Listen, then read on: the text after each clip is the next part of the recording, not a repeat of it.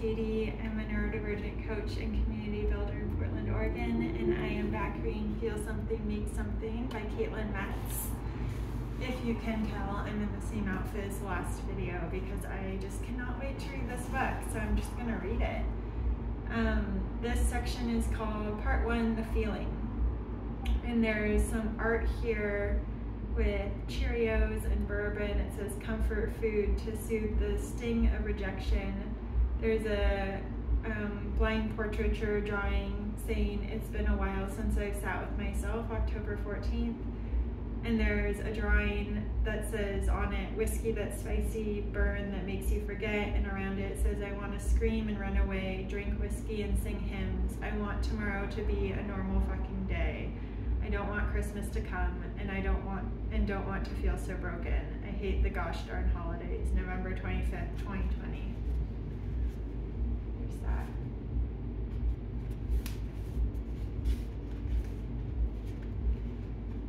It's possible that since you are a tiny human, you are taught to move away from or against grief. I'm going to read that again.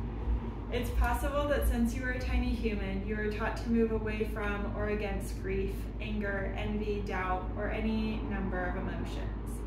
So it can be a whole thing to remain still enough to notice and sit with your feels, much less collaborate with them. Perhaps it seems self-indulgent, navel-gazy, like a good old-fashioned pity party. To that I call immediate bullshit. Whether or not you're paying attention, your feelings are there, shifting your perspective and informing your reactions. I'd argue that not taking the time and space to validate and experience what you're feeling is what's selfish. Woo. Do you feel like it's weak, self-absorbed, etc. to spend time with your feelings? Where did this story come from? Where and how is it reinforced? Parents, media, patriarchy, fear of rejection, school, society, cultural norms, religion. What emotions feel the most difficult to sit with or access? Which do you feel the need to hide? Which come easily? Do you have a favorite emotion, sensation, feeling?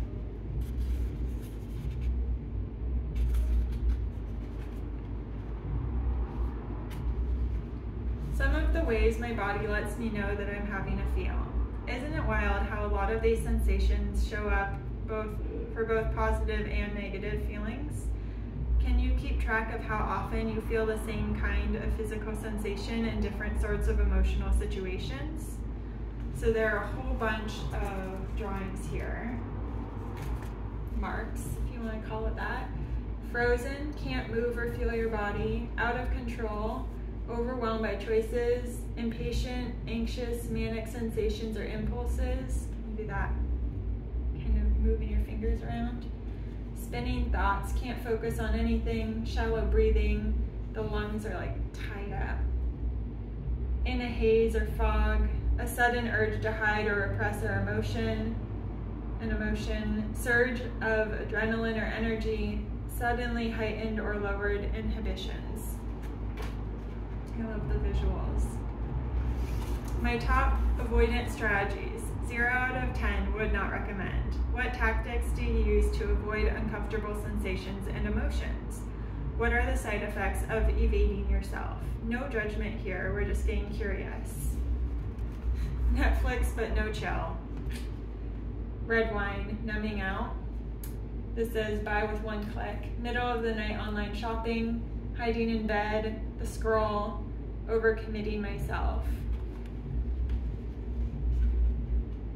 So throughout this section, it would be awesome if you felt compelled to fill in your own imagery, marks, feelings, reactions, all of that. And I think in a group we would go through this together. A few of the ways I invite my body to pause and feel the feels. What practices help you listen to and be present with yourself?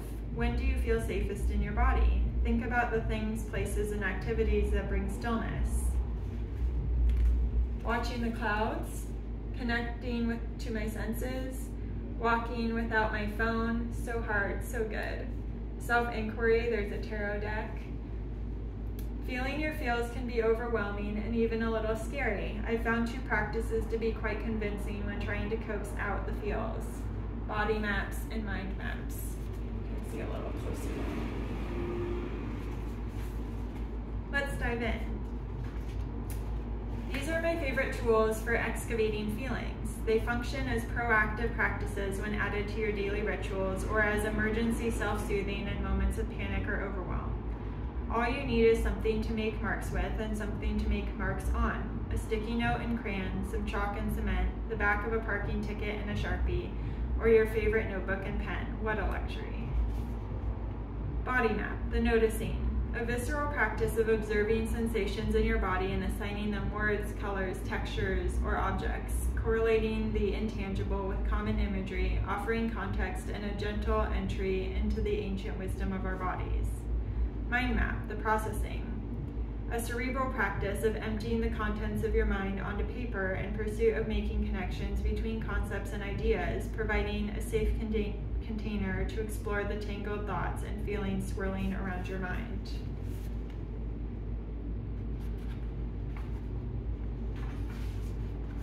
Body maps are the way I pause and listen to myself.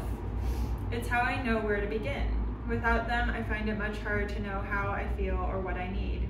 I scan my body, breathe deeply, and get curious about every single sensation between the top of my head and the very bottom of my feet. Then I take notes. I like to label my discoveries with colors, textures, scribbles, objects, animals, and shapes. This gives a tangible representation to the often abstract feelings within. I love this particular exercise for moments of panic or overwhelm because it requires taking on the role of an observer, immediately making space between me and the sensations in my body. I don't have to rationalize or shift anything, just make a corresponding mark to where I'm feeling a thing. It also brings me back to myself when I'm dissociated or numb by gently inviting me to notice sensation again.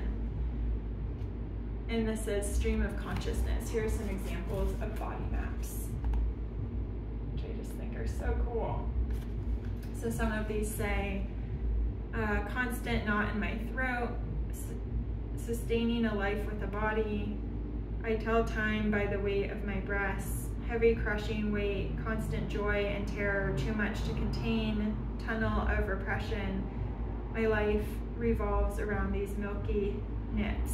Every few days, I'll have a moment where I relax, like really let go, release the tension in my shoulders. It is always so painful and I realize how much I'm carrying.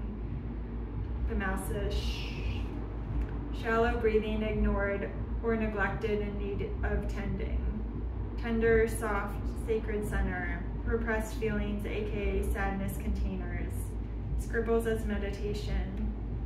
And then this entry says, I want to go protest, but I'm scared for you. And I don't have much stamina. I just want to keep you safe and all the other kids and babies everywhere. Your life will have value assigned to it just by nature of being white. How do I teach you that that's wrong while also letting you know that you're the very most important person to me? June 5th, 2020. Right now, as I'm writing this, there is a weird ache behind my left ear. My eyes feel heavy, warm tea lingers in my throat, and my arms ache. I just handed baby Charlie off to my partner, and it usually takes me a minute to relax the muscles that are perpetually engaged to hold, rock, sway, and comfort. Once I let them release, I feel such a weight, heavy, exhausted, relieved, and then empty, longing, tired, so tired, and missing that little squish. My mind feels a little fuzzy. I'm trying to focus on these words, but it's spinning a million directions. And then this section here. I'm not a writer. No one is ever going to read this, and if they do, they'll hate it. You're talking about Charlie too much. You're acting just like a mom now. Who am I to make this? I'm drowning in self-doubt. What a fraud. Geez, be nice to yourself. Calm down, dummy, you're making a book and that's pretty cool. Lusa, will I ever figure this out? My neck is stiff from balancing my computer on my knee while wrangling my tiny human into feeding positions all morning. My chest feels heavy like there's a rock on my lungs crushing into my heart. I can feel myself pushing the feelings down, way down into my legs, away from consciousness. My soft belly is tender where I hold my heart these days, like a favorite worn-in couch. My arms wrap around my waist, my core warm and radiating, reminding me that the tiny being it grew into still needs me close. Legs. If I think about them for a bit, I feel tingles, tiny twinges that let me know they're still attached to my body. I sometimes completely neglect to wash the lower half of my body in the shower because I forget it's even there. What even are legs but sadness containers?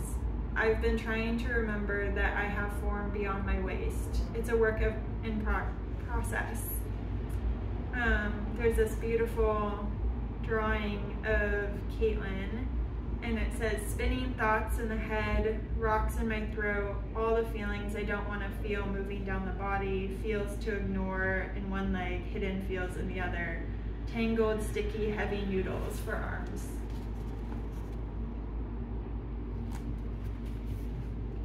Just from reflecting here, I've started rolling my ankles around a little, flexing my calves, actively noticing my legs. It feels good to wake up that lower half. I've acknowledged that I'm hiding feelings away from consciousness. I'm just taking note.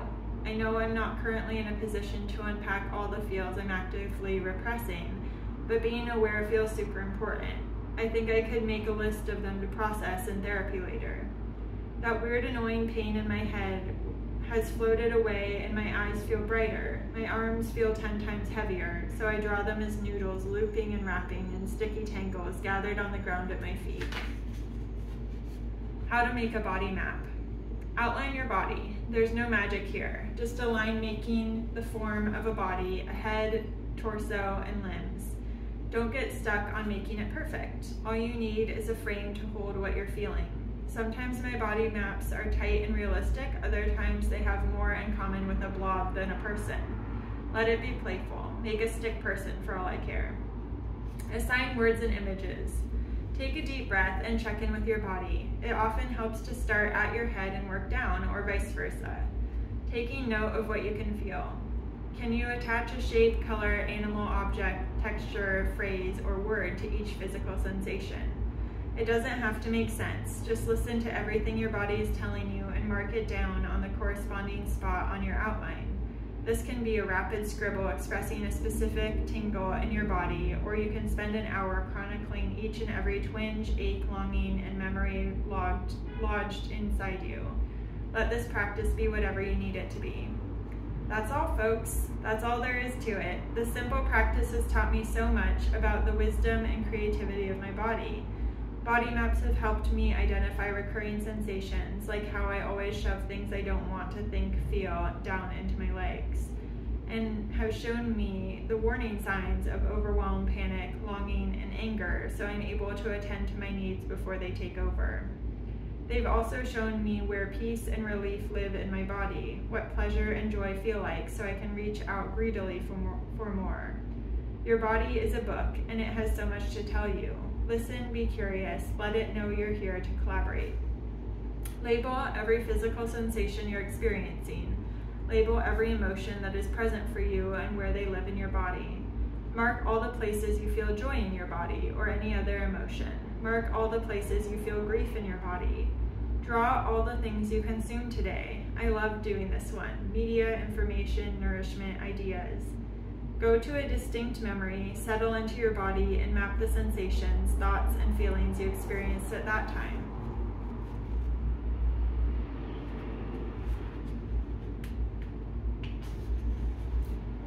A long but inexhaustive list of adjectives in an attempt to scratch the surface of all the sensations your body contains. This is so cool. Aching, activated, bloated, bouncing, bright, bubbly, bulbous, bumpy, burning, buttery, buzzing, cold, concrete, constricted, crunchy, dank, echoing, electric, empty, explosive, exposed, feathery, flat, floofy, fluid, fluttery, foggy, frazzled, fresh, frisky, frozen, full, fuzzy, gaping, gooey, gravelly, gritty, gummy, hard, heavy, itchy, jelly, languid, light, loud, needly, noodly, numb, open, perky, pesky, plump, pokey, poofy, prickly, radiating, relaxed, rocky, rolling, rough, salty, sandy, scaly, scratchy, sharp, silky, sleek, slimy, smooshed, smooth, soft, soggy, sparkling, spicy, spiraling, squishy, stale, steady, stinky, straight, stretched, sturdy, supple, sweaty, tangled, tender, tense, thin, ticklish, torn, trapped, uneasy, vibrating, warm, warped, watery, wooden, woolly. Reference this collection of words if you feel stuck. Maybe try a few on. Do you ever feel electric, stretched? What words resonate deepest in you? Where do you feel them? Which are recurring? Build your own vocabulary. Your body has a language all its own. While you're building up your vocabulary around your feelings, here are some resources for expanding your emotional literacy. An Atlas of the Heart, Brené Brown breaks down 87 different emotions. It's a textbook for life, in my opinion. And of course, The Feeling Wheel, created by Gloria Wilcox, is an amazing resource for narrowing in on the root of your feeling by understanding how they might be radiating out from core emotions. So here's an image of Atlas of the Heart by Brené Brown and The Feeling Wheel by Gloria Wilcox. And I'm not going to read all these feelings. I think you can Google it or buy this book and then you'll have a copy of it. There are a lot of feelings on there. But the core feelings I'll share are sad, peaceful, powerful, joyful, scared, mad. So for example, coming out of mad might be critical, hateful, rage, angry, hostile, hurt. And out from there is skeptical, irritated, furious, frustrated, selfish, jealous, bashful. So how this works, bashful is part of sad actually. How this works is if you're feeling frustrated, you might say, oh, maybe I'm angry, maybe I'm mad. Okay. You might also want to create a visual vocabulary for yourself. What marks are the most satisfying to make when you're angry? What feels soothing? Which ones make you happiest? Which do you find most visually appealing? How many different kinds of marks can you make? Build up your repertoire of emotive gestures to call on when you need something to represent your feelings. So here are a bunch of different marks they've made.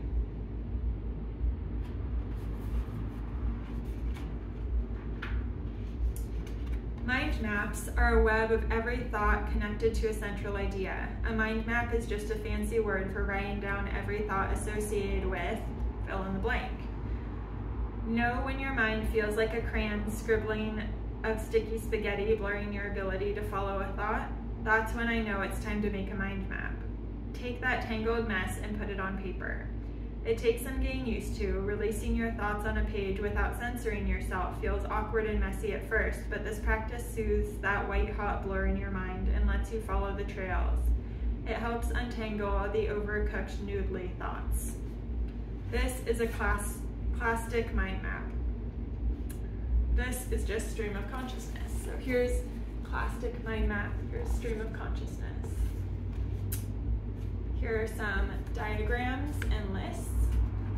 Not sure if you can see that, it's pretty little. And I'm not gonna read all of these because I think you can explore these more on your own.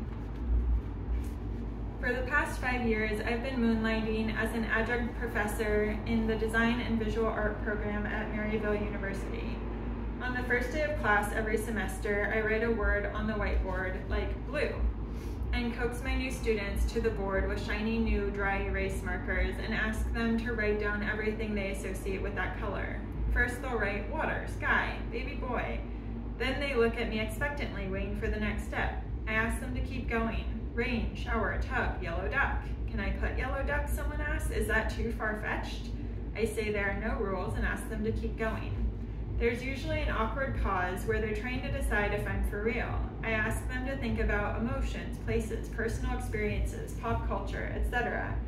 Anything they think of when they read the word blue. After a painful pause in which no one wants to be the one to write the wrong thing, some awkward student without much to lose will scrawl, "The teddy bear from when I was a baby." I say, "Yes, exactly, keep going." Someone nervous laughs and writes Cookie Monster, Sesame Street, Saturday morning, cartoon, cereal. I bounce up and down on my toes and clap. They share a look with their peers and decide I'm both for real and a little kooky. but now they're giggling and writing references to niche memes, video games, and viral TikToks that I know nothing about, and suddenly I feel very old. Someone inevitably gets political. They eye me nervously. I say, keep going. We don't stop until the board is full. It's irreverent, silly, some of it makes sense, and lots of it doesn't. All bets are off. Together we write down every association we have to the word blue. Then I ask them to step back and read the massive words, to follow the lines between them. How did we get there? Can you connect central ideas? If we want to remain centered on our initial word, which ideas are hyper-specific to one person? Which associations do we collectively agree upon? Do you observe any related concepts we could take note of? The point of this exercise has nothing to do with the word at the center of the whiteboard. It's all about teaching students how to follow a thought, to not censor themselves, to just write down the next idea without judgment. For every project I assign in class, my students' first job is to mind map. The magic of this practice is its framework. It gives you space to follow a thought while slowing your mind down to the rate at which you can translate it onto the page. This is your job too. Every time you're faced with a big feeling, idea, or nagging thought, follow it through like this to uncover what's underneath. 1. Feel something. 2. Write it all down. 3. Connections and discovery. 4. Order and assimilation. 5. Make something. We'll go over each of these steps in the next pages.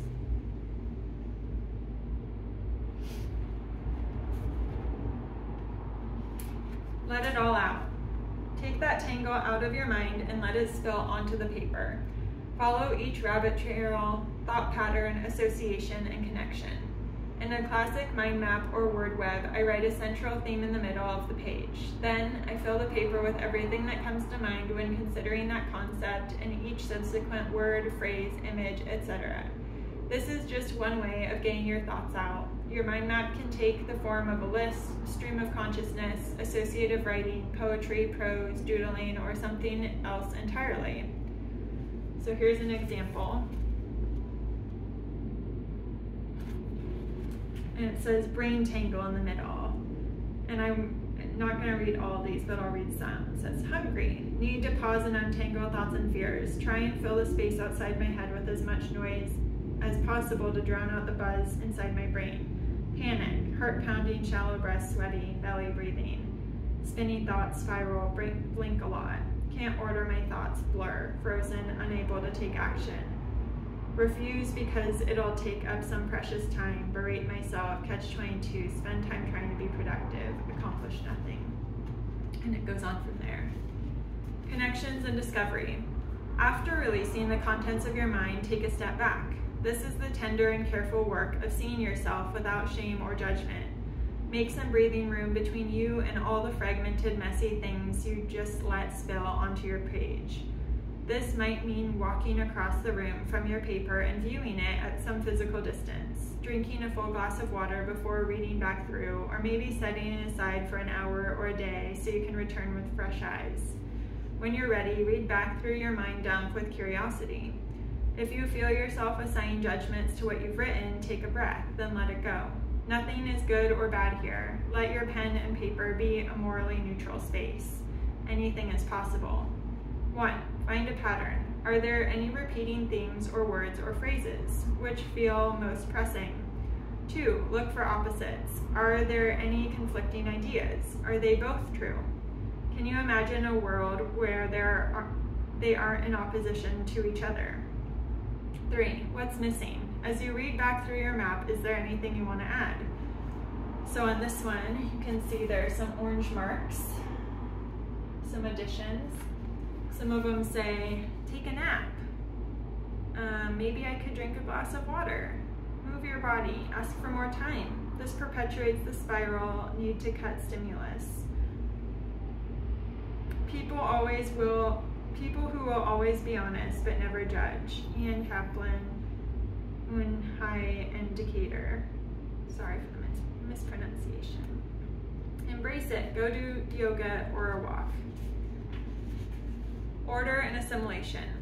Here we want to make an action plan to integrate what you've discovered through your body map into your art, life, beliefs, body. This step is about taking action, whether that be a shift in understanding or planning a new project. Narrow in on one or two things. You don't have to tackle every feeling at once. 1. What do you understand about the central idea you were mapping that you didn't before? How will it inform your art, beliefs, life, and body? 2. What do you need? What do you want or need? Is there something that needs to be communicated? Through what lens or point of view do you want to work within? What is your filter? 3. Do you want to channel this energy? Shift it into something else, or simply sit with it? Do you want to make something just for you, or will you share it with others? Things to do when my brain is in a tangle. So now they've taken the first body map and the second body map, and they're turning it into some order. I need a plan, actionable steps to take so I don't have to think. The moment I notice I'm in a spiral, I need to immediately start writing so I don't get caught in self-loathing and move my body to keep out of the great freeze. Change position, stretch, go for a walk. 1. Reduce noise. Stop scrolling, shopping, or binging things. 2. Drink water. 3. Move body. 4. Write it down. All my fears, things I need to do, action items, step by step. Stop the scroll. Breathe deeply until you feel softer. Move your body until you feel warm. Drink water and maybe have a bit of sugar. Note fears. What are you avoiding? So they've turned it into this list, some notes, and then this little paper that I'm guessing they could journal on and print out if they want copies of that to check in, which is so cool. Okay, what happens next? Sometimes all you need is to acknowledge your thoughts, feelings, sensations, etc., and give them a place to rest on the page, in which case, hooray, carry on with your day. But often those practices invite deeper investigation. That's what this next section of the book is all about. So what do you want to do with what you've discovered? Part 2, the making. Whew, I'm blowing through this, I love it. Okay, I'm gonna pause here again. Who knows, I might just keep reading this book today, or I might come back to it another day, but this is so lovely. I love it. Okay, thank you, Caitlin, for making this. See you again soon.